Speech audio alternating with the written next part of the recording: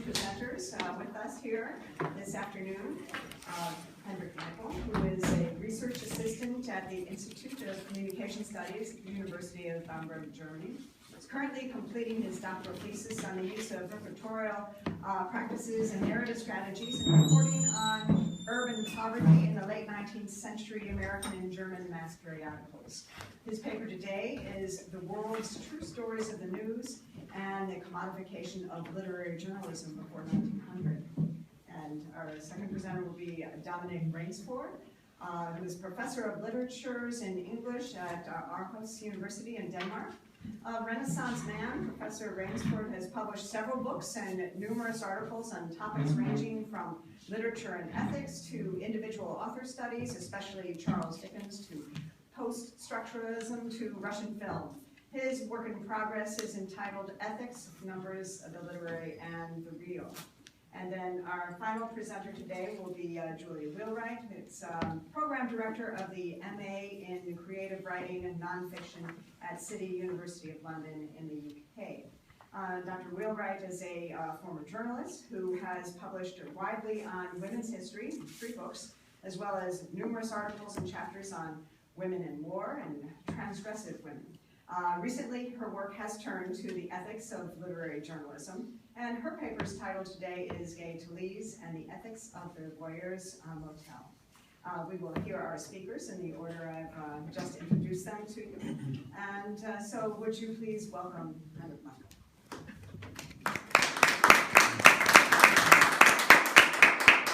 Thank you. I'm very happy to present you my work in progress research on literary journalism in American mass periodicals around 1900. Today I will talk briefly about what I believe marks the commodification of literary journalism. By the term commodification, I mean the implementation of literary journalism as a marketable good in mass media. This I will illustrate with a case study, The World's True Stories of the News. By way of example, I will discuss the narrative form of literary journalism in the context of New York's leading newspaper and with respect to journalistic practices that determine the routine production of this reportage series. I think it makes sense to look at these less recognized examples of literary journalism to understand its impact on discursive strategies and journalistic methods in modern journalism. However, our research focuses mainly, at least for the period around 1900, on the upper echelons, on well-known journalistic personalities like David Phillips, Stephen Crane, Julian Ralph, Abraham Cain, Hutchins Hedgewood, and maybe Nellie Bly too. We must ask, I would argue, whether the small group of journalists can be seen as agents who constitute literary journalism as a genre. If we follow this line of thought, I mean that journalistic prototypes and their innovative practices result in the emergence of collective practices that build a frame of reference for future journalistic action. When I'm speaking of literary journalism as a genre, I consider 2 dimensions.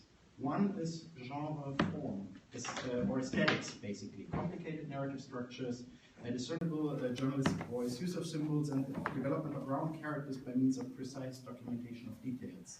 The last point refers to the second dimension of genre, determined by the realization of specific journalistic practices, precision reporting, and immersive research. To analyze these complementary aspects of genre with a specific journalistic context, I suggest not to base research on the study of journalistic subjects, but to follow a heuristic approach that differentiates between 3 intervening factors in the analysis: media messages, media agents, and media organizations. We need to consider newspapers' hierarchies, its resources like money, staff, information technology, and informal competencies, and furthermore its production routines of news gathering and processing. It may be helpful to look at journalists' working methods and job conditions, as well as personal experiences. These factors influence the message level, meaning the narrative form and content of the journalistic genre. With respect to narrative form, I would suggest to differentiate here between the components voice, character, time, and space. Due to time limitations, today we'll only talk about the narrative form of voice and character in True Stories of the News.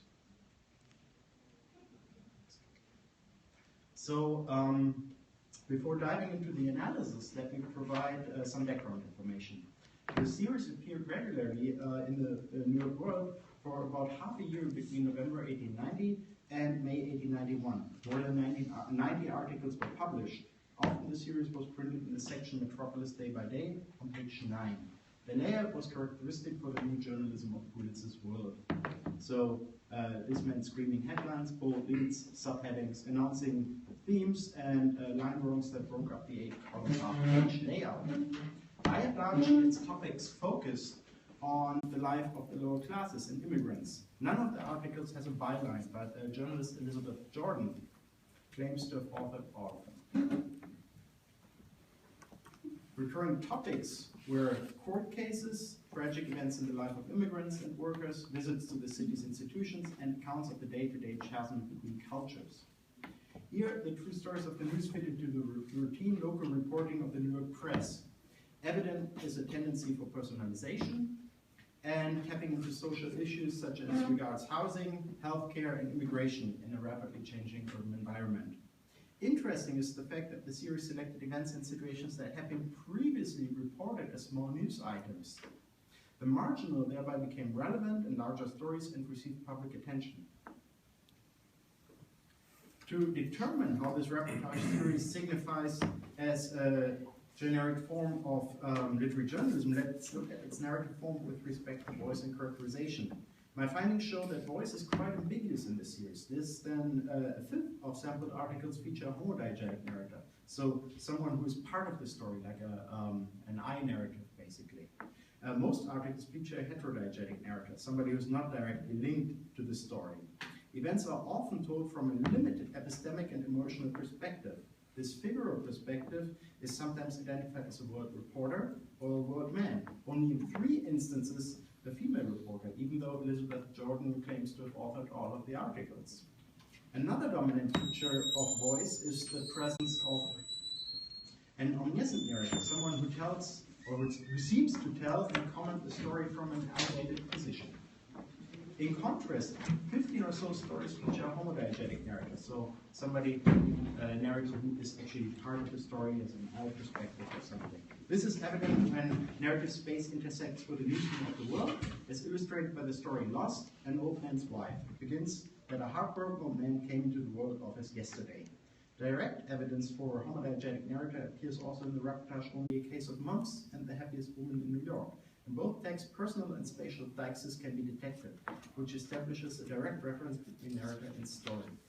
Overall, the analysis of narrative voice shows that even though most reportage feature a male figural vocalizer or an omniscient narrator, the distance between heterodiegetic and homodiegetic narrator decreases when a woman reporter is present.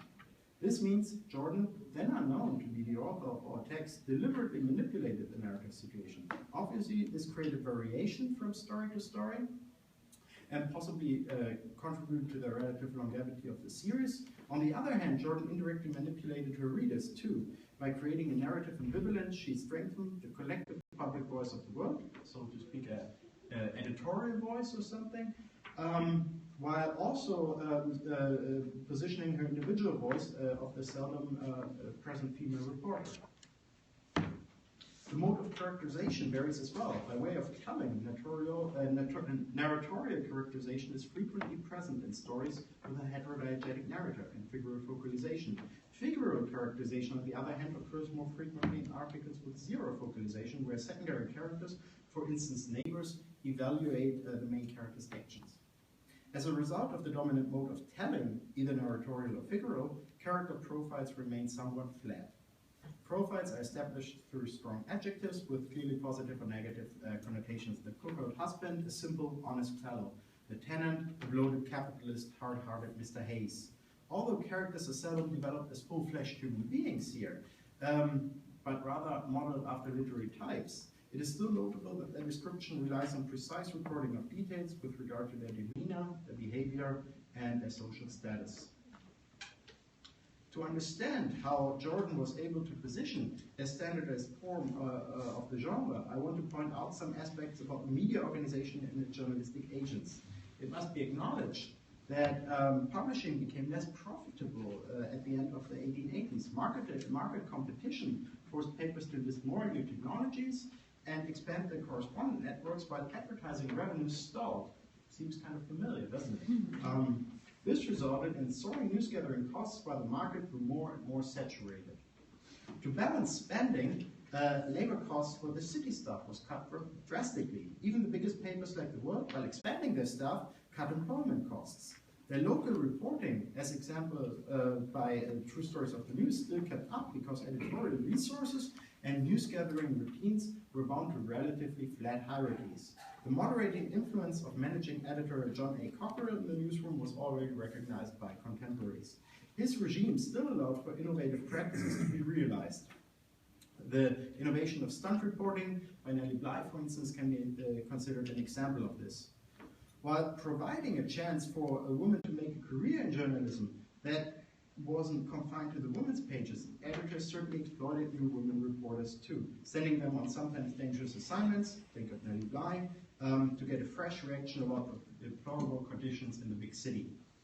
Informal feedback was, however, established to keep staff motivated and channel the production process towards editorial goals. Such feedback consisted of an internal credit system in the newsroom of the New York World, where specific journalist model stories were on display for a week in the editor's office. On the agent level, this fired up job competition. Bear in mind that around 1890, about 100,000 people wanted to make a career in journalism, meaning if you underperformed on this internal credit system, for instance, you were given the boot pretty quickly. In addition, the role of women journalists was constantly under attack by male colleagues, but Elizabeth Banks also points out the growing competition among newspaper women as well. To establish her position in the journalistic field, Jordan had to take a risk and escape the women's page duties, quitting her job at Peck Sun in Milwaukee and moving to New York. She benefited from the world's internal credit system. Her reportage, The Death of Number 9, left a footprint and became the world's model story. This emboldened Jordan to solidify her role by asking the managing editor to give her an extensive assignment, just as Bly had 3 years earlier. The series True Stories of the News was surely a task with an entrepreneurial nature, as Fast points out, as it competed with stunt reporting and investigative reporting done by other women reporters. John's job writing the true stories was most challenging, cranking out 2 to 3 pieces a week, researching, meeting sources, and writing took up to 18 hours a day. Her task was, as she recalled, slavishly done on time and space specifications. In addition, Jordan was responsible for editing and laying out the Sunday edition of the paper. Researching meant finding appropriate stories herself by traveling through the city,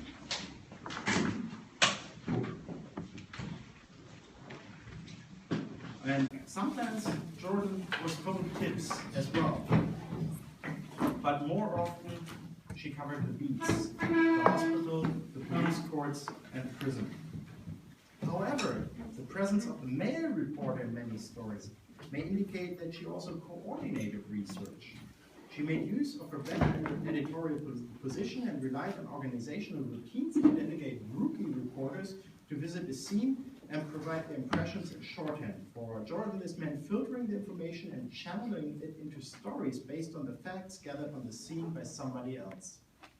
On the other hand, this freed Jordan to investigate other cases in depth and write stories about the fate of individuals such as Maguire, who had been secluded to a bedroom for 18 years due to illness. One can definitely say that Jordan differed from other newspaper women with her work on true stories of the news. Her status is indicated by earning higher wages than some male colleagues, $30 a week. Lincoln Stebbins paid his, for instance, paid his reporters a meager $15 a week at a commercial advertiser. Most female journalists only earned a delightfully erratic income. Through True Stories of the News, Jordan positioned herself in the journalistic field. She would later edit Harper's Bazaar for many years, but also use experiences gathered from working on the stories to craft widely popular newspaper fiction, as Karen Morgenkamp points out. Her Tales of the City Room was influential to many women journalists. while the textual analysis shows that characteristics of literary journalism were present in the series, it is evident that these characteristics are somewhat mutilated to appear in the context of New York's mass print market. Still, it is remarkable that such a generic form of literary journalism was adopted as a journalistic product under such institutional conditions. Jordan recognized that the true stories of the news fell into the human interest wave that swept urban mass periodicals and reviews, urban sketches, advice columns, interviews, profiles, and other features. A phenomenon that Tom Connery coined as a paradigm of actuality. Her sales pitch was determined by the fact that true stories complied with the double principle of journalistic production. The stories helped to reduce complexity of the urban life world and engage readers, but also save resources and make profit in a time of increased market competition and saturation. The true stories of the news also illustrate the juxtaposition of form and practice in media genres. The overlapping of hetero and homodiegetic narrative voice backs up the assumption that with Jordan, all the strings of the production process ran indeed together. Either she introduced the figure of the male reporter to cater to readers' expectation and to increase the authenticity of the reportage by providing a male voice. More plausible, however, seems that the fuzziness of the diegetic level indicates a coordinated process, where Jordan alone could not have been responsible for researching every story, a single story in depth. Thus, women journalists like Jordan made use of an important new social space within the pages of a newspaper. On the one hand, this was meant to be an interactive, participatory space. In popular features, readers were invited to interact with the newspaper by tipping stories, seeking advice, and most importantly, using the papers as their public forum. On the other hand, the series was also created as a new representational space that included women as emancipated subjects of the social world, not only as women reporters, but also as heroines of news stories. Overall, this reconfigured female reporters' relationship with public space. In conclusion, my findings suggest that True Stories of the News was part of a larger hybridization of the genre that was caused by its various forms of commodification. Stable frames of literary journalism as a flexible form and practice were available to journalists at the turn of the century. Sensational literary journalism had become a collective practice through stunt reporting and the feature writing illustrated by the true stories. Investigative literary journalism was popularized by the likes of Jacob Riis and his work on the other half. Literary journalism proper, I would say, was implemented as a collective journalistic practice at the commercial advertiser under the editorship of Lincoln Steffens. Further research should attempt to contrast these three generic frames as regards their narrative features and the specific research methods. We may assume that while on the surface many similarities can be discovered, an in-depth analysis will reveal different approaches to topics such as the representation of the working poor and immigrant milieux. Thank you very much.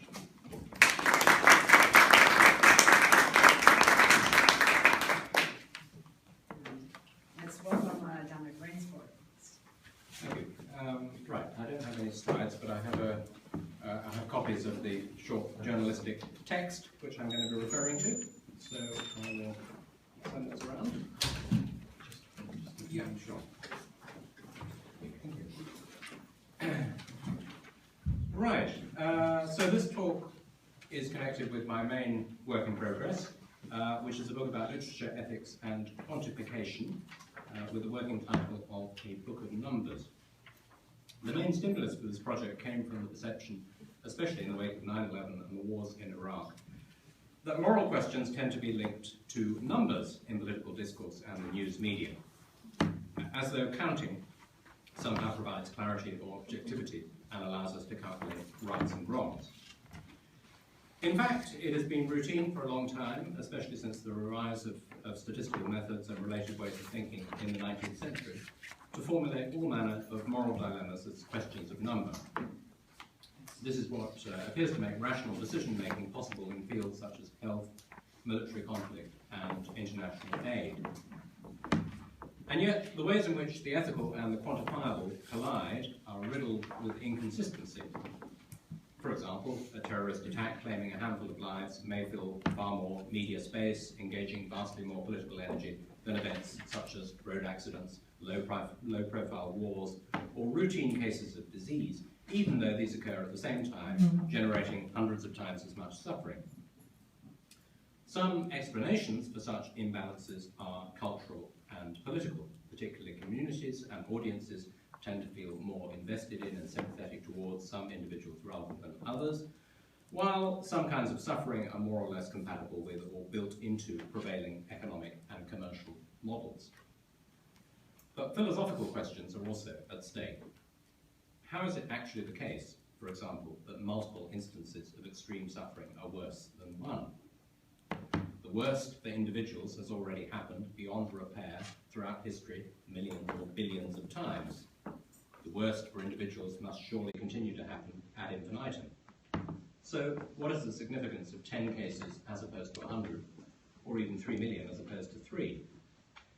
Facing these questions, we fall back, more than most people realize, on mutually contradictory philosophical traditions, some of which try to take all numbers seriously, the utilitarian approaches of Jeremy Bentham in the early 19th century, for example, or of Peter Singer in our own time, while others, from Plato to post-structuralism, are structured in terms of absolutes, the one and the many, the self and the other, singularity versus infinity, uncountable categories with nothing to say about the fates of 6 people or 600. The main claim of my work in progress is that the paradoxical need to juggle unique and infinite cases of moral concern requires flexible, contradictory, unresolved and imaginative ways of thinking and communicating, which may be characterized as literature, or as the literary, a modality that exceeds any particular set of genres. Another way of putting it is to say that the literary represents the inevitable failure to address the world fairly and consistently at all times. We still need to go on measuring, calculating, and quantifying. I don't wish to argue for a caricature of postmodern relativism, but we need the literary to remind ourselves of and to be able to talk about the inevitable remainder after all the calculations have been made and real-world action has been taken. So my work concerns ways in which different discourses compete to address real issues, to which none of these discourses is wholly adequate. Insofar as I'm setting up the literary in opposition to other discourses, including politics, the news media, but also economics and philosophy, it's particularly interesting to look at the way the moral consequences of real events are handled in intermediate genres that take literature beyond itself into current affairs. Many works of literary journalism occupy this kind of interface or grey area, which is my excuse for being here today. To illustrate my general themes more clearly, I'm going to talk briefly about one very recent text contributed to the shortcut section of the London Review of Books, which is what you've got there as a handout. The sustainability strategist J. Jason Mitchell's The Libyan Coast Guard, which is the title that is given on the contents page of the LRB, but it doesn't actually appear above the text itself, as you see. This essay, or memoir, recounts one man's short-term involvement helping a few individuals who were part of a much larger moral political crisis, the desperately hazardous movement of migrants from North Africa across the Mediterranean to Europe. A crisis to which the London Review's generally left-leaning readers will already have been exposed, both in the LRB itself and through channels such as the BBC and The Guardian, at a range of levels of focus and specificity, from first-person accounts to geopolitical analyses of the whole situation, from maps and long-distance photographs of hundreds of people on boats, to images of single survivors or single drowned victims, of whom the 3-year-old Aylan, the Syrian boy on the beach, is no doubt the most disturbingly iconic example. Mitchell's approach to describing his real experiences is literary from the start, but it also immediately features numbers and measurement. When we left Malta for the Libyan coast, 20 hours away, he says, 2 birds followed us. We were crewing aboard the Minden, a decommissioned 26-metre German Coast Guard patrol boat on the lookout for refugee rafts. The distance of travel, the length of the boat, the number of birds, the narrating persona seems to be invested in precision. Or Mitchell, as a real person describing his real experiences, wants to be as accurate about them as he can. But it soon becomes apparent that the 2 birds stand for innumerable birds that get drawn out to sea by ships. Sometimes it seems to their deaths. There is no basis for quantifying these events. Mitchell has, quote, found no statistics to support this phenomenon, only the odd anecdote in maritime journals. Further anecdotal corroboration comes later in the essay from the captain of the Minden. But there are clearly no grounds for any kind of estimate of how many birds are lost in this way.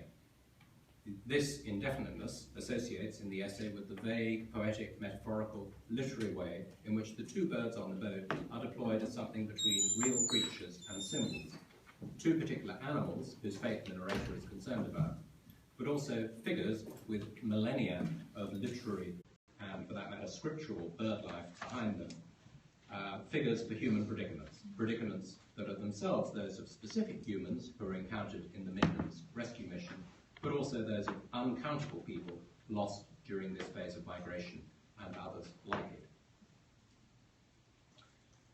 There are more than 70 cemeteries in Italy, Turkey and Greece where the unnamed refugee and migrant dead lie, says Mitchell. In some, they're laid alongside generations of local families. Others are simpler, hastily dug graves, a modest marker. On the other side of the Mediterranean, the way through the Sahara Desert from Niger into Libya is dotted with shallow graves and abandoned bodies. Here we begin again with another gesture towards counting, 70 cemeteries, but end up with immeasurable disorder, dotted graves, and abandoned bodies. Two main factors have no doubt seen this little essay into print in the London Review of Books. Its literariness, exemplified by the observant, imaginative, empathetic eye with all his metaphors and anthropomorphism, and the claim that it makes upon the conscientious reader through its credibility and authenticity as a first-hand report from someone who has been present at a scene of crisis and indeed of horror and has done his bit to alleviate it. The nobility of this action is clear and must be separated from any critical or theoretical points that one might want to make about it. But it's not as though Mitchell is unaware of these different discursive levels. Through an accident that Mitchell leaves to speak for itself, the combination of grim authenticity and literary artifice in the essay is echoed by the name of the Irish patrol vessel mentioned at the bottom of the first page, the Samuel Beckett, as though fate were waiting for Mitchell, which is a real Irish patrol vessel, I checked up on it, as though fate were waiting for Mitchell with a meta-literary joke. Beckett's work was always language-driven, but also always about suffering. Beckett's very syntax was structured around patterns of hope and disappointment, and around doubtful alliances between self or selves and others.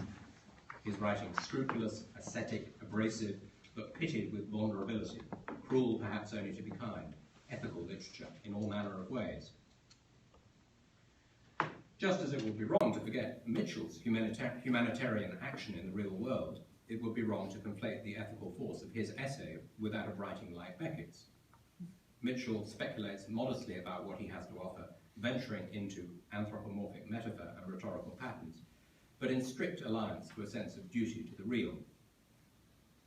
Perhaps it matters that witnesses are present, he concludes, not just to retell the story of the survivors and the risks they faced, but to recount the terms of the dead as a warning, to prevent them becoming an afterthought, like the pair of dead birds we found on our portside railing.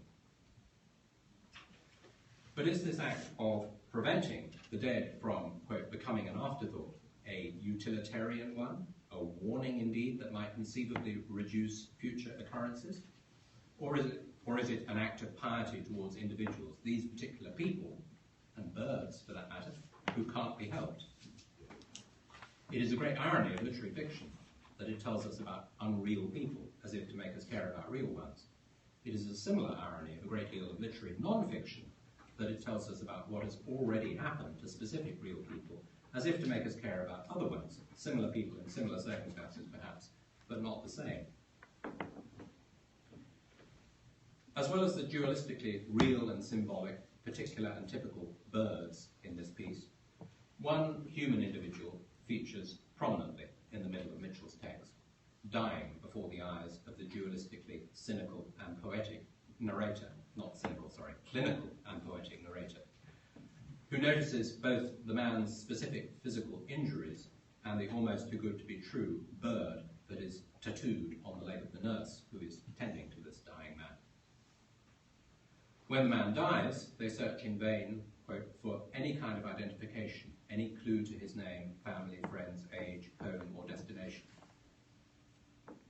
As if to make up for this, or to emphasize the futility of trying to do so, Mitchell does not merely note, but tells his readers the date and time, within a quarter of an hour, and geographical coordinates, degrees and minutes, of the death, thus providing the most elaborate and scientific of the roughly 30 numerical references that are scattered throughout this text at the rate of 1 per roughly 50 words. No one else died at exactly that time and place, but it might equally have been another time and another place, before or after, at which others have died or will. Is the point, therefore, measurement or metaphor, spatio-temporal pinpointing or universalization? Mitchell superimposes the general and the particular, not just impartial statistics, not mere fiction, almost the definition of literary journalism, in fact, a kind of writing that is imaginative but also committed to the real, and therefore literary and ethical at once.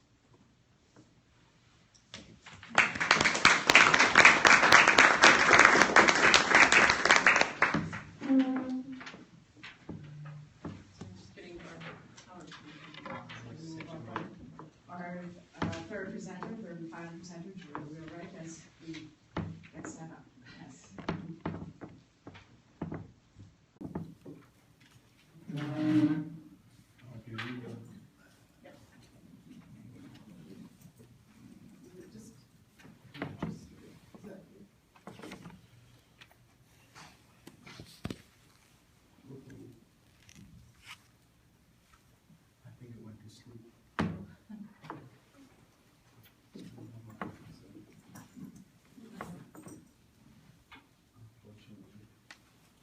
You're skipping pages here, but I don't know. That's on my sheet. Shall I find somebody to? Oh, you know what? I think I'm just gonna. You're just going to. Someone told me recently that PowerPoints are passé, so maybe launch in here anyway. Are you sure I don't mind? No, don't worry. It's a pretty colorful piece anyway. I hope so. Okay. You just have to have visions in your head, of course. So maybe you won't. Maybe after you hear this paper, you won't have ready to hear it. Last summer, the writer Hutongo, credited with founding the New Journalism in 1973, appeared at the center of the controversy. At that point, the reputation of Gay Talese, the author of 14 books, including such classics as Frank Sinatra Has a Cold, Honor Thy Father, and The Kingdom of the Power, had a long way to fall. Talese's decades of lauded journalistic accomplishments were called into question over his latest product of immersive reportage, Voyeur's Motel. Based on the journalism of Gerald Foos, the self-confessed voyeur of the title, the book claimed to chronicle Foos's observations of copulating couples from a viewing platform in the Aurora, Colorado motel that he owned between 1965 and 1995. Foos also recorded witnessing criminal behavior, a murder, domestic abuse, drug dealing, and an episode of incest. However, a Washington Post investigation shortly after an April 2016 New Yorker article appeared revealed major discrepancies between events recorded in the Voyeur's Motel and information found in public records. So Foos had in fact sold the motel in Aurora in 1980, and he didn't acquire it again until 8 years later, so there's a big chunk of time missing. The Post investigation also uncovered that the murder Foos recorded in his diary bore a striking resemblance to the unsolved case of Irene Cruz, who was murdered in November 1977, not in Foos's motel, but in a Denver hotel. So these inconsistencies cast doubt over the reliability of Foos's claims, even though Talese had attempted to verify them by joining him on the viewing platform during a research trip to the motel in January 1980. Confronted with Foos's discrepancies, Talese told the Post, "I should not have believed a word he said," adding that he would not promote the book because its credibility was down the toilet. This was a short-lived retraction, and it was quickly revoked in a press release on the 1st of July when he said, "I'm not disavowing the book, and neither is my publisher. If down the line there are corrections to be made in later editions, I'll do that." However, aside from the factual inaccuracies, critics focused on concerns about the ethics of including Foos's observations of the couples without their consent, and whether the book had actually failed to test the public interest. Critics had raised similar questions about Talese's lack of ethical boundaries during his 7-year investigation for Thy Neighbor's Wife, so they're kind of companion books. In the Social History of America's Sexual Revolution, which was published in 1980 after 7 years of research, Talese actually admits in the final part of the book that he had sexual relationships with female subjects interviewed, and also to managing a Manhattan massage parlor. Reviews in the national press were excoriating, but despite this critical lambasting, Talese returned to the subject with Foos, using the journals in which he recorded his voyeuristic experience. Talese had actually originally hoped to use that material for Thy Neighbor's Wife, but Foos, for obvious legal reasons, because he actually knew his voyeurism was a crime, could not be named. So while Talese questions his motivations and reactions throughout this text, he even draws parallels between his subject's voyeurism and his own in My Neighbor's Wife. He went ahead and published Foos's observations of the unwitting couples without their knowledge or consent. The second concern was whether Talese had been complicit in Foos's crimes by providing the voyeur with a media platform and thereby sort of escalating his compulsive behavior. So I'd agree with the critics who'd argue that neither book nor magazine really passes the test of public interest and may in fact have caused harm to the investigated subjects and to Foos himself. So I'm just going to explore briefly the larger issues of immersive strategies as defined by literary journalists and how it's theorizing within a framework of traditional ethnography might inform the ethical questions raised by Talese's writing on human sexuality. So just to turn very briefly to definitions of immersive journalism. Scholars of journalism describe a shared set of characteristics typical of this methodology where the writer immerses him or herself into the on-location lives and events of their subjects.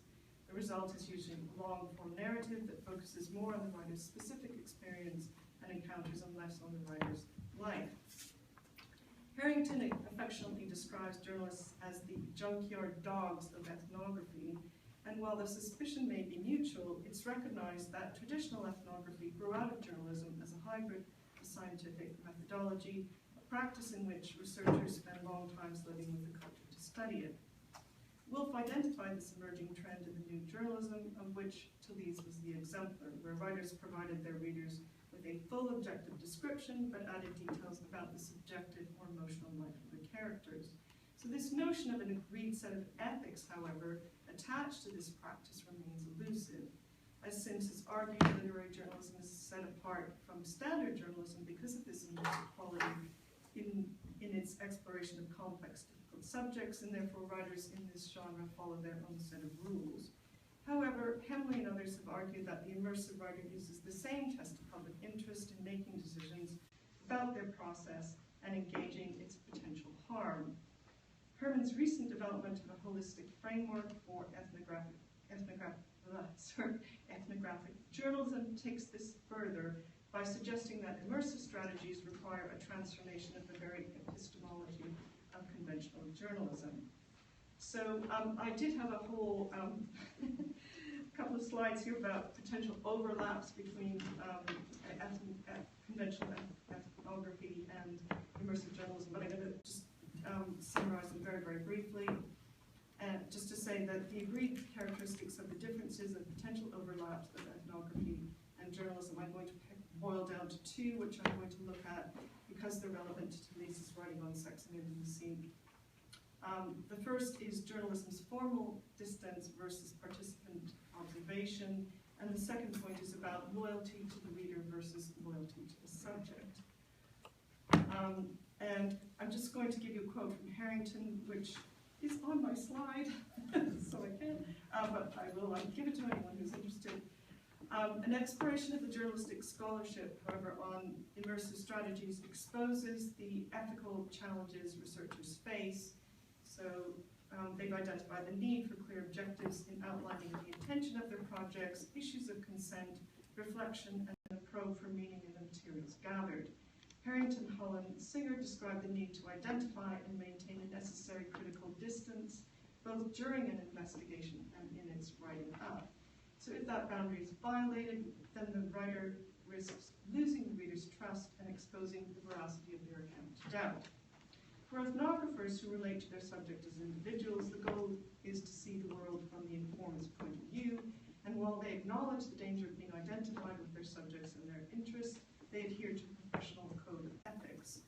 As defined by the American Anthropological Association, their primary responsibilities to their informants. So perhaps the object lesson here here is the degree to which and in what context the literary journalist's responsibility might shift while employing an immersive strategy, and how that change might be negotiated both with their subjects and with their publishers, the guardians of the public interest test. So I just want to come to Talese on as an observer. So I'm really looking here mostly at Thy Neighbor's Wife.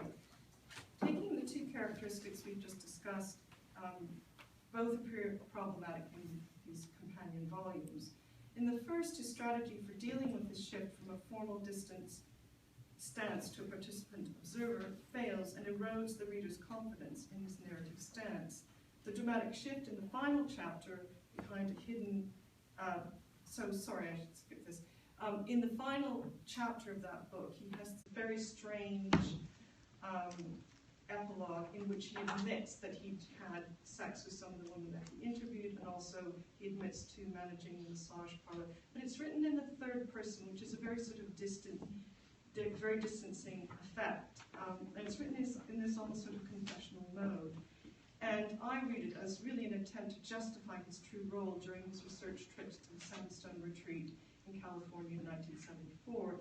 And here he's really reflecting on the problematic relationship with his subjects, and admits to being more than an observer, which is something which is both corroborated and contradicted by the co-founder Barbara Williamson and the manager of Sandstone, Tom Hatfield, who claimed that Talese exploited the community to explore his own unresolved issues about his sexuality. So read through this knowledge, his commitment and his role appeared ambiguous. So it would have been a very different book if he put that chapter at the beginning. So rather than arriving at Sandstone as an unobtrusive observer, which I think this is another very big problem that he faced, co-founder Barbara Williamson in her 2013 memoir describes him as a big shot, very prominent journalist who was given access to Sandstone to help publicize their cause and boost their elite membership. However, she and others remember him as a man whose residents refused to be interviewed because they perceived him as arrogant, and as someone who's used to getting his own way, especially with the female residents. So Talese's immersive reportage was, it seems, compromised from the outset, and his presence resented by some of the residents. An example of this compromise stance is Talese's claim that his sexual relationship with Williamson, whom he describes as a sexually aggressive woman, was a means to gain an interview. But in her version, she initiates the encounter because Talese was sulking, acting in an infantile manner, and she wanted to boost his ego. Far from being the shy, marginalized outsider, as he describes himself in his essay, Origins of a Nonfiction Writer, she experienced his interview style as macho pushiness. Moreover, he claimed that despite engaging in sexual relationships at Sandstone and elsewhere, his distance narrative stance remained fixed. As he told Katie Royfi in the 2009 interview, when he wrote this confessional final chapter, he said, "I wanted to emphasize my distance from the events surrounding me, even when I was within them. I might be in the sauna, but I'm apart from that sauna. I'm always thinking what it looks like from across the street, or I'm eavesdropping on other conversations. As a reporter, I dissociate. It seemed the obvious way to put myself into the book. I am an observer at all times." Such comments, I think, reflect Lad Tobin's assessment of Talese's disingenuous quality in Frank Sinatra Has a Cold, where the author's fascination and identification with his subject caused him to suspend his critical judgment. Moreover, Talese's unresolved and conflicted feelings about his own sexual desires, which are played out in Thy Neighbor's Wife and its attendant publicity, see the collapse of his ability to maintain distance and critical judgment. So finally, I'd like to explore the complicated problem of the immersed reporter's shift in responsibility from that of his reader and its attendant test of public interest to that of his subject.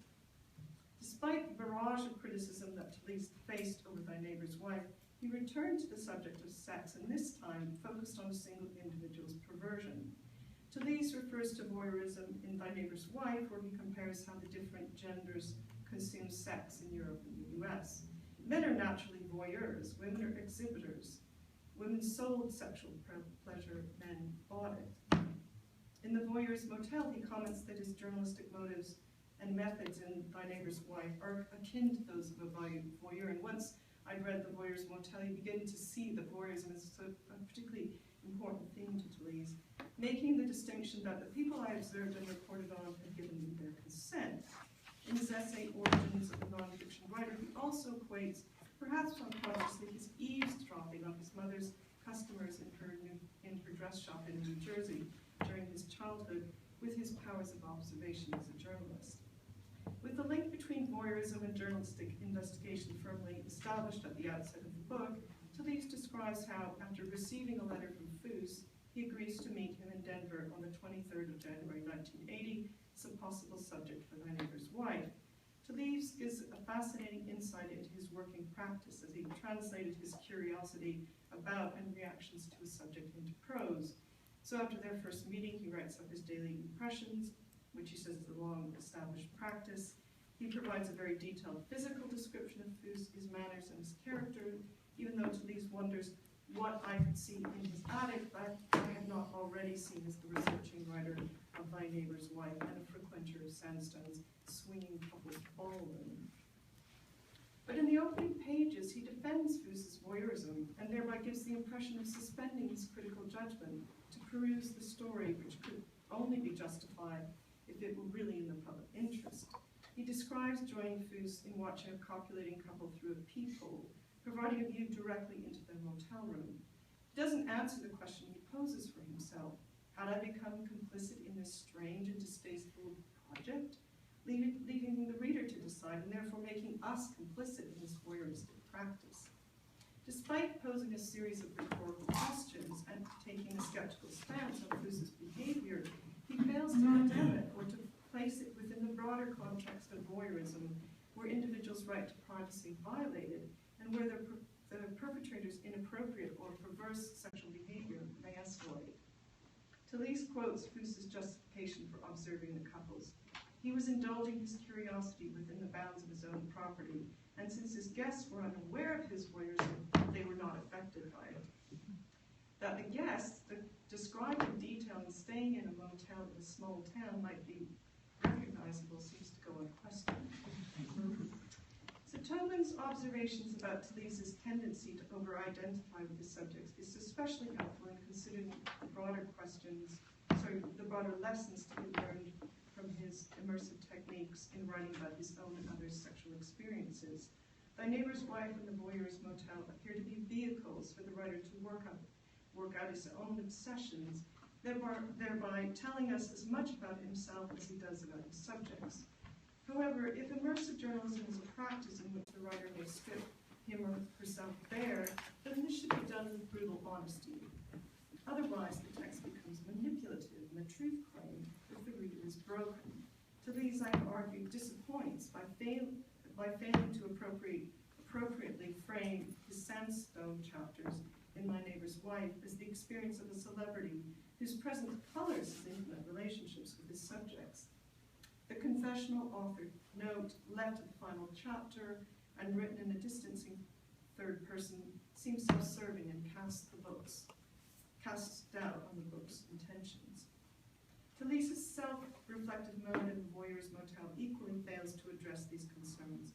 Here the ethical questions are even more sharply focused because of Talese's complicity in the crimes perpetuated by the subject and by the possibility that his attention may have prompted the voyeur's sexually deviant behavior to escalate. So one thing I should remind you is that, so he was sending these journals to Talese, and Talese was his reader, and he kept sending them, and you sort of wonder, without the attention of Talese, who, as his reader, maybe his behavior might not have continued in the same way. The unconscious over-identification seems paradoxical, given Talese's stated inability to dissociate and to remain ever the observer. Perhaps the most vital message in this exploration of these journalistic investigations into the fraught territory of sexual intimacy is the need for psychological insight and an ability to face up to our motivating psyches. As Philip Lopat has written about the essential requirement for good personal writing, remorse is often the starting point. His working out brings the necessary self-forgiveness, not to mention self-amusement, that is necessary to help us outgrow shame.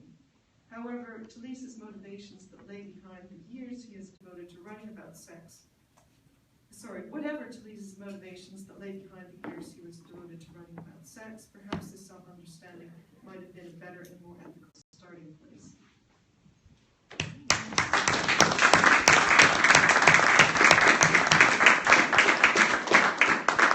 Thank you, Judy, for those wonderful papers. Now we have some time for questions and comments. Julie, isn't what the Voyeur are doing, isn't that criminal behaviour? Yes, it is. So, what was Talese doing?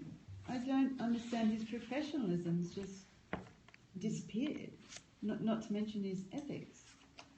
I just don't understand how that happened and it wasn't called back then when it was published. Well, it was really interesting. It was the 70s. Yeah, but it's still criminal. Yeah. Yeah. I mean, it was really interesting to see the comments about this. When I mentioned the sort of ethical debate amongst journalists, there were several pieces where various professors of journalism, including Bill and myself, were interviewed about this, but people who sort of, whose area is ethics and law, made that point that not only that it was illegal, but it was unethical, but then other people made the point that, a lot of journalists deal, in these kinds of situations with people who were both unreliable narrators, but also committing crimes. But they don't take part in it necessarily, unless they're undercover and it's public interest is at stake. He does attempt to sort of cover himself by saying, am I colluding in this Yes. crime? Well, But yes. he doesn't answer that So question. it's yes. It's so interesting talking with students about it, and I find sort of students that I'm teaching find it very hard to make a difference between their own opinion, their own experience. The whole ethical boundaries are just so malleable for them. So getting them, they're asking about this, and I said, well, yes, it is unethical, but not only that, it's illegal. But still, they sort of look at you and go, I'd like to do an article on a brothel, all kinds of. They always want to cross those lines.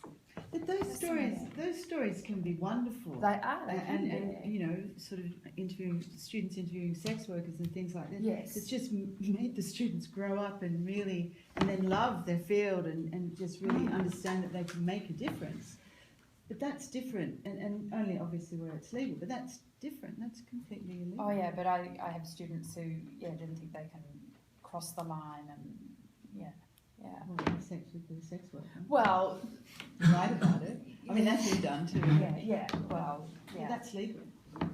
Well, I can give other examples of sort of underworld connections and going along with it. There's always someone who knows someone, and if they could go along, it's like, well, no, don't. Please don't. Yeah. Well, we've got a liability to look after students, obviously. But out there in the field, you can. Yeah, it's fascinating. I was trying to relate Dominic and Julia's presentation in the sense that you both were focusing on narratives of the self, I would say, but until what point we can talk about narratives of the self in journalistic text or in text that pretend to write about other people's life, but at the end they're also exposing Themselves. Yeah. So, I don't know. Actually, I thought there was something really interesting that someone had mentioned this morning about this shift, because obviously Talese is writing about these two different books appear, almost 4 decades apart, and in between there's a memoir that he writes, and it's almost like in Thy Neighbor's Wife, that final chapter is the beginning of him feeling that he actually can write about himself in the first person. Can't quite do that. It comes out in the third person, but it's the beginning of that impulse towards writing about the self, which obviously he develops much. Again, he's very, very present in the Voyeur's Motel. So I think that there's a shift towards trying to grapple maybe in a more honest way with his motivations for writing a book. But I cannot accept why he felt that there was any public interest in presenting this book to the world. I suppose that's not that's also what we mean by journalism at the very end, because yeah, there should be maybe another name for these, because if Talese has published this kind of narratives, it's also because he already had a name as journalist, and he had the attention as journalist, and maybe it's a question of legitimization too, like who gets to have the freedom of doing these kind of experiments. Yeah. Well, it does raise the question, which you've kind of alluded to, what was the editor doing, what was the publisher doing in this context? Talese is now 80 something, and this book came out last year, so it was a big name, and yet where was the editor and where was the publisher saying, hey Dave, you reckon we could just rework this a little? Did his wife publish it? Did Nancy publish it? Did his wife publish it? No, is it Faris Strauss-Dero published this one? Or? I think so, yeah. I think so. I think it was, yeah. I mean, don't you see that in this backpedaling? First he announces the book, and then I mean, that's a very Publishes it. Yeah, exactly. First and so on.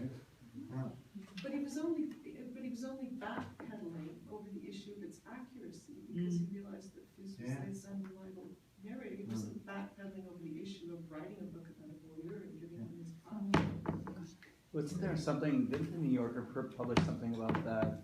What he wrote it in the New Yorker a couple of years ago? But doesn't he say that he made sure any of the invested parties are now dead, right? They're not still around, are they? Bruce is still alive. His first wife is not, his second wife, I think, is the person who was murdered is clearly Yeah. But that turned out to be kind of a phony story, didn't it?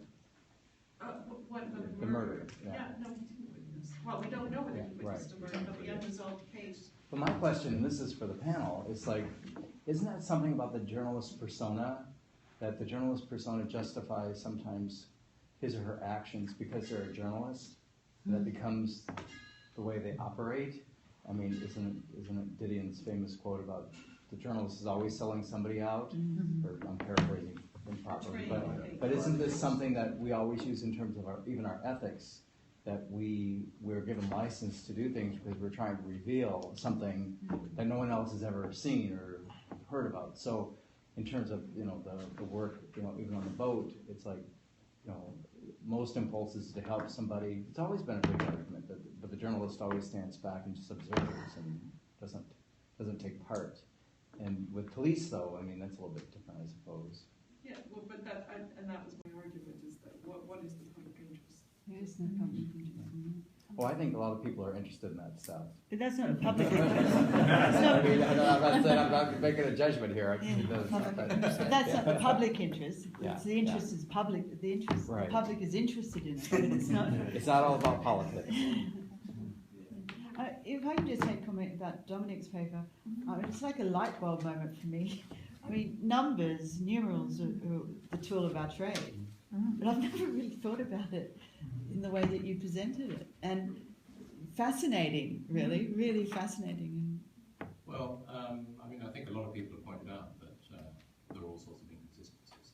It's odd that we're looking at something happening to 100 people here when something else is happening to 10,000 elsewhere. I mean, that's a sort of commonplace observation, but I don't think people have really gone far enough with it and thought about it systematically. So that's what I'm. But it's also a news value. That what you're talking about there is a news value, a geographical news value. So if 6 people die in a car accident in Halifax, but 10,000 die in an earthquake in Chile, in Halifax we're going to be hearing about the 6 people. That's just, it's a news value. So. But you take that further, don't you? Because you're talking about sort of the detail, the need for sort of adding numeric value to the things that this writer has observed as it going along the number of seagulls. Yeah, well, I mean, he does seem to be doing that. I don't know to what extent he's kind of aware of that strategy or control of it. I mean, unlike Talese, for example, this is not a professional journalist.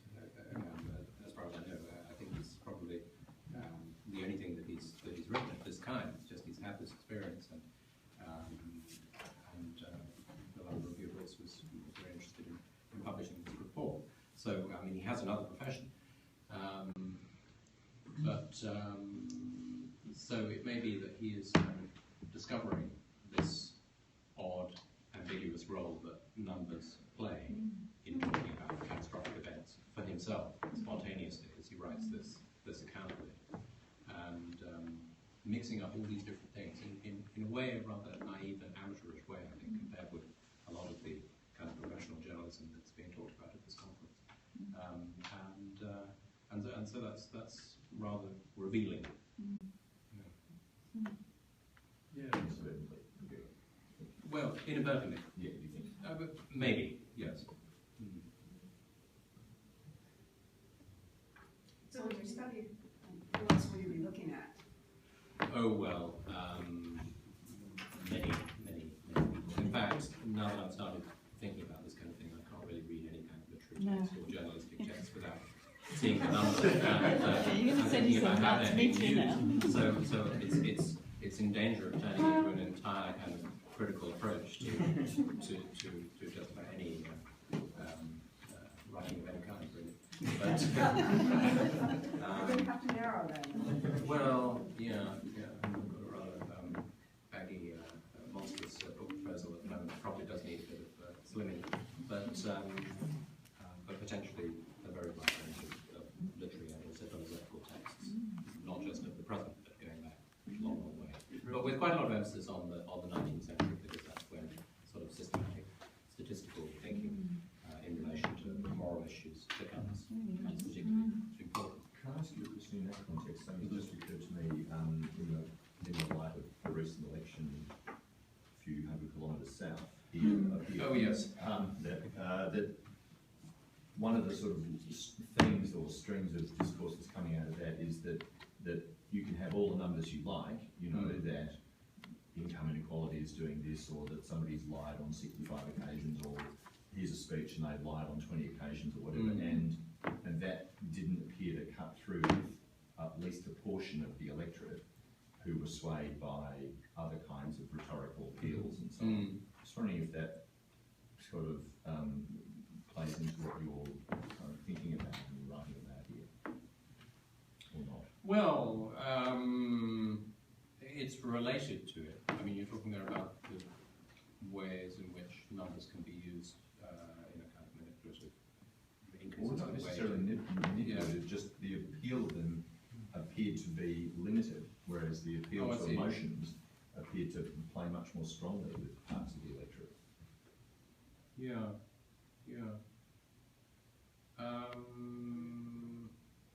Well, okay, that's related to what I'm doing, because I'm pointing out that the numbers are used a great deal as though they should be sort of transparently meaningful. But this is in the context of so many other numbers being used.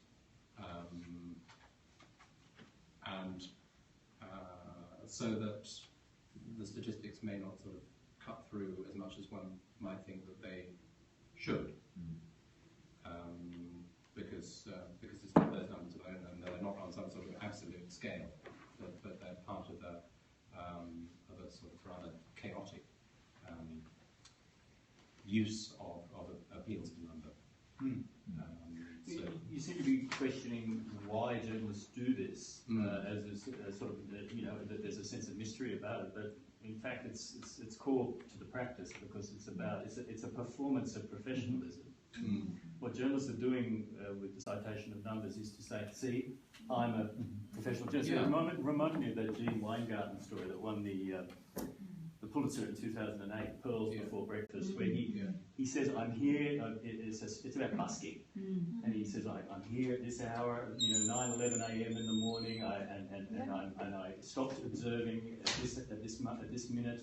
In between, I counted 1,097 people who walked past the busker.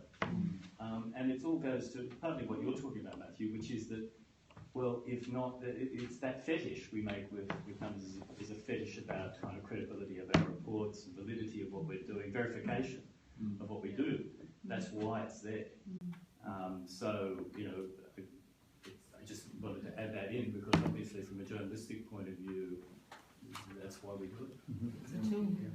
It's also interesting, I think, to think about the role of the editor in this piece, if he was writing for something for the LRB, it would have been heavily edited, and if he's not a professional writer, then maybe there's a sort of stylistic emphasis or, you know, house style that he was trying to conform to. Yes, or that he may have deliberately tried to conform to it. I mean, thinking that he was going to have something produced in the LRB, he may have looked at previous texts and said, well, what do they expect? What is appropriate? Well, yeah.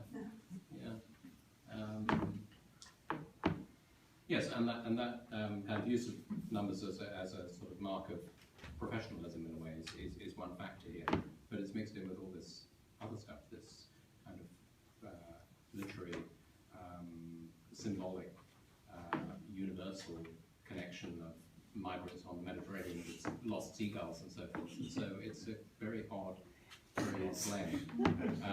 But that isn't just a feature of this particular writer, but it, from my point of view, it's a sort of inevitable consequence of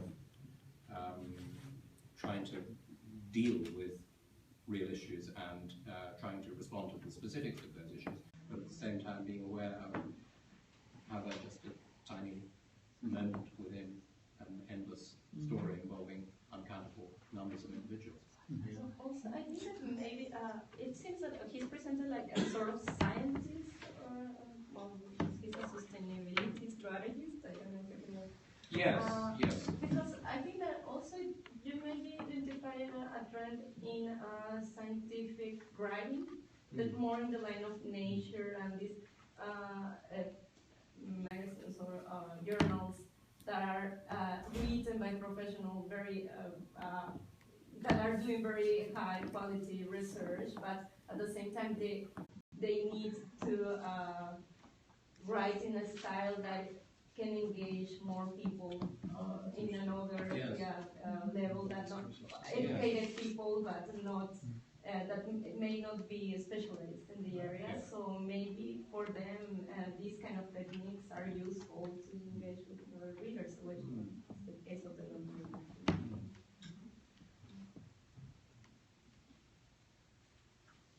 I wonder if there's something comparable as well. We have numbers, you focus on numbers, but also there seems to be in names something similar is happening. We have the specificity of the names of the ships, but then there's the name of the person who dies is not mentioned. And then if you go down a little bit further, that sort of, it's like, you know, however metaphorically it's operating, the sea here becomes this thing that he braces.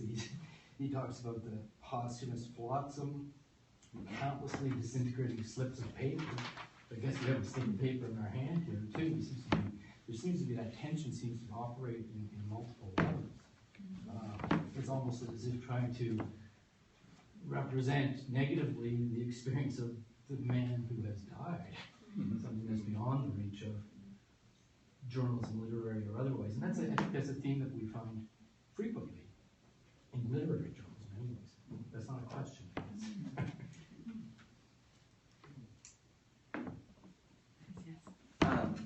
So I'm seeing, some sort of cross-pollination going on here in ways that when I first started, I thought, well, I don't know how this is working. But this idea of commodification, I think, and starting with numbers, that comes up, Hendrik, in your paper, which I really enjoyed. And would love to hear you talk a little bit more about. You said something about the relationship between commodification, of the news, and the hybridization that results, or that's sort of the way you framed it. I guess my question is: this? Are you saying that the hybridization that we've come to know in the 19th century, which I think a lot of people say is sort of the roots of literary journalism? What is the relationship between that phenomenon, that hybridization, and the sort of commodification of the news that you see in the 19th century? Well, I think the point is that this sort of presenting a marketable good as a journalistic product in various media outlets, magazine culture, print culture in general, newspapers, enables journalists not only with a reputation, but in general, journalists entering into the field to have a kind of a corridor in which to act, in a way that reduces complexity for making choices on a day-to-day basis in a professional work, and on the other hand offers opportunities, like kind of a structuralization process, if you would discuss that in a more institutional approach. Yeah? So on the one hand, commodification reduces complexity, on the other hand, it opens up choices for individual innovative actions that lead to hybridization. Like, for instance, investigative journalism has been done before as a collective practice. It can be adapted and by other journalists, offering chances to be given, for instance, an assignment, a specific, go to the bathhouse again, go to the health institution, do that again, copy that kind of approach, basically. And that, again, leaves way to develop new ways of addressing an audience. So the more ways to address an audience, I guess, the more chances there is to blend forms, blend discursive systems, and that's what's happening here too, because audiences are so fuzzy, fuzzier than they have been in the past. And so you don't know, oh, this is my audience, or whatsoever. So you have a chance to blend discursive systems, blend discursive techniques, and that's exactly what has been going on in the print market of the 1890s, I think, too. What we're seeing again under, of course, other technological circumstances, but with the same kind of principle behind it. And I think it's really interesting because I think it's easy to lose sight of the ways in which market forces sort of shape this genre that we all are interested in studying. And I was even thinking about the gay Talese instance, where I remember reading that he was going to, he was not going to, he was not going to promote the book at all. And I thought that was very brave, like that was, and then, we don't know why he stepped it back, but we're all guessing that the publisher yelled at him. And so you see even there, the sort of market forces, like, no, the ethics are going to have to get squashed here. You're going to do it, And it's interesting to think about this concept of commodification, because one of the things I discovered is that Gerald Fuse, one of the reasons why his motivations for coming forward when he did, may have been that he has this huge baseball collection, this collection of baseball paraphernalia, and you can find on YouTube this video of Gay Talese with Fuse looking at this collection, and he uses that to because he auctions his stuff off, and he uses that as part of his promotion.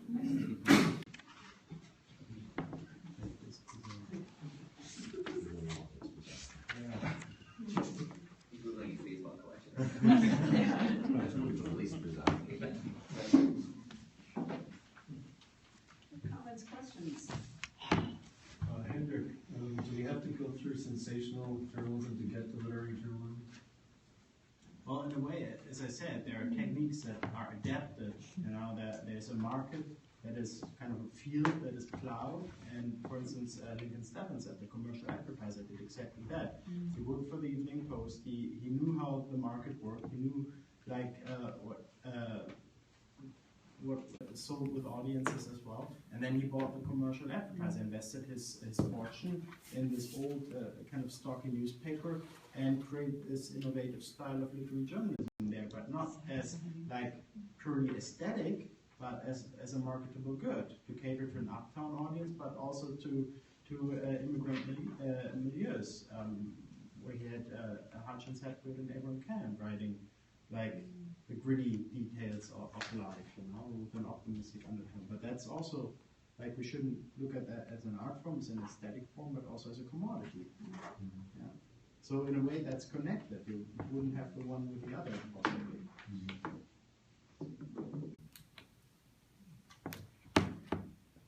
Anything else? Well, then let us thank our presenters.